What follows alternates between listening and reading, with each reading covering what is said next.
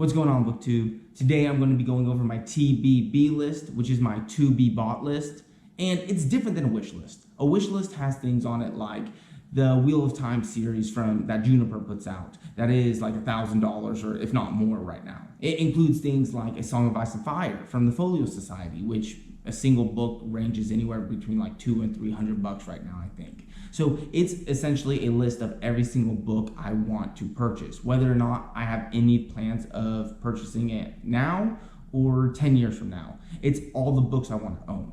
A TBB list, my to be bought list, is a list of books that I am making an effort to purchase soon. They'll probably be the next books I buy unless I see a book that I want to own that is on it like a super sale or something, like a deal I just can't pass up. But besides those special deals, these books are the next books I will buy. So without further ado, the very first book on this list is going to be City of Shards by Steve Rogers.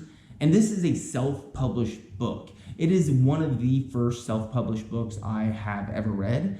And I don't want to say it's one of my favorite self-published books because it makes it sound like I'm limiting it to just self-publishing. Like I have to make that a distinction, like, hey, it's my favorite self-published book, but if I'm comparing it to traditionally published, maybe it's not. No, this is one of my favorite books, period.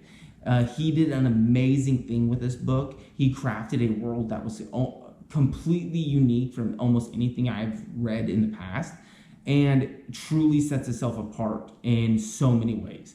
I could say so much about it, but I'm going to be making a complete, I don't know if I'm going to do a review on it or what, but I'm going to talk more about this book. So I'm not going to say much more about it right now, but this will be the next book I buy. It's available on Kindle Unlimited, but I need to have a personal copy of this book, like a paper copy up here. So it's going to be the next one I buy. I think it's like $11 on Amazon right now. So it will be my next purchase. I seriously can't say enough good things about this book. After City of Shards, I don't know which one I'm going to be buying next. It probably just depends on what's available, what I'm in the mood for, and things like that. Maybe what's the cheapest. But the next book on the list is going to be the leather-bound edition of Warbreaker that Dragon still puts out. In picking which book of the Cosmere to buy first in the leather-bound edition was difficult, because technically I would have to say that the Stormlight Archive is my favorite series in the Cosmere. But I feel like if I started with the Way of Kings, which I can't buy the complete series right now, I don't even know if all of the other ones are out, it would just feel incomplete. Warbreaker, on the other hand, is probably my second favorite book in the Cosmere, and it's a standalone novel. So I feel like if I got that book and if I started with it, it would feel complete, even though it's a small fragment of the Cosmere as a whole. And on top of that, I feel like Warbreaker is probably the most beautiful one that is sold. I don't know why. I was just drawn to this edition from the start. So I'm going to make it the very first leather-bound edition in the Cosmere that I own. I will collect them all one day. They're all on my wish list, but Warbreaker is on my to-be-bought list. I'm making it a priority to buy. The next book on this list is going to be the only book on this list that I haven't actually read yet. But that's because it is so beautiful and such a great price that it doesn't matter if I like it or not. I'm adding it to the collection, and the least I can say is look at that pretty book. And that's Dreams of the Dying by Nicholas something, I think. I'll post it here so you guys can know. But this is a self-published book, and from what I've seen, the quality of this book is so high. If you compare this quality to a typical hardcover you would get from a traditional publisher, this one looks like it spanks the competition. And he's, like I said, he's independently published. He's a self-published author. So between the quality of the book and the absolutely amazing reviews I've been reading about it, this book will probably be bought right after City of Shards because A, it's a lot cheaper than the other books that are going to be on this list besides City of Shards. And B, I haven't read it yet. So it'd be cool to buy a book I haven't read so I can actually read it before I buy the other two books on this list, which I have read already and would just be buying to display and add to my collection. All right, before we get to the last book on this list, I'm going to go through some honorable mentions, starting with Orconomics by Zachary Pike.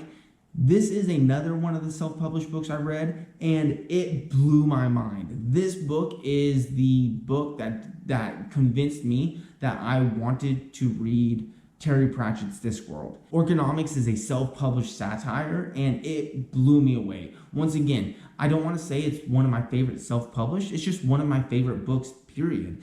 It was amazing. It won Mark Lawrence's self-published fantasy blog off the year it competed. I think it competed the same year as City of Shards, funny enough. But anyways, it won its year, and it has been absolutely fantastic. And the only reason it's not on this list is because the book itself doesn't look like anything really special. The book is special, the story inside the book is special, but the cover isn't like artwork. Like the other books on this list look outstanding and are works of art themselves, whereas this one, the story is the work of art. The cover isn't anything special, and I'm not dying to have this sitting up on my mantle like I am these other books. Another honorable mention I want to throw out there is the Dragonbone chair. And obviously, I can't put it on the list because it was gifted to me by one of my subscribers. And I talked about in a video how much I loved this cover art. And he was watching my video, saw I liked it, and is like, hey, I was about to donate that book.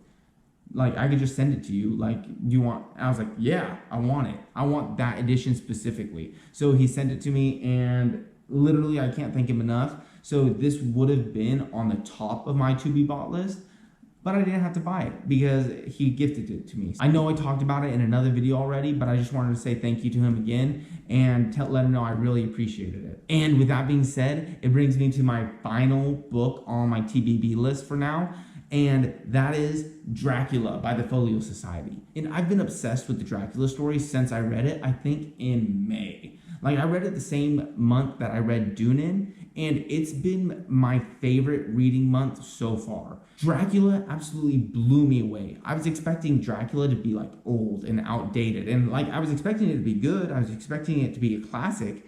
I just didn't think it would hold up over all this time. But when I read that book, not only was I like, oh yeah, this held up. No, it's still one of the greatest books of all time. It's one of the best books ever written, and I will get so much enjoyment reading it year after year after year. Like, I want to read this book every single Halloween. And I've been looking for a copy of this book to pick up. Like, I just haven't found one that blew me away. I knew the Folio Society one, but I just assumed it was like the same price as, let's say, the Song of Ice and Fire books.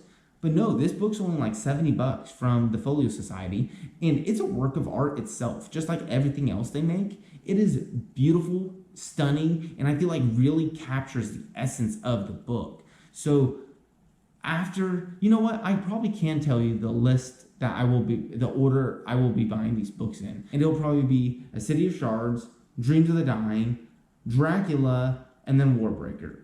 I think the only thing that could really switch that up is, like, you have to buy Warbreaker when it's available, because he doesn't always have them available. So I'm signed up on that like notification list for when they drop, and hopefully I'll be able to pick one up next time they are available. Anyways, that's my TBB list. That's my to-be bought list. Let me know what you guys think about the books I picked to be my next purchases.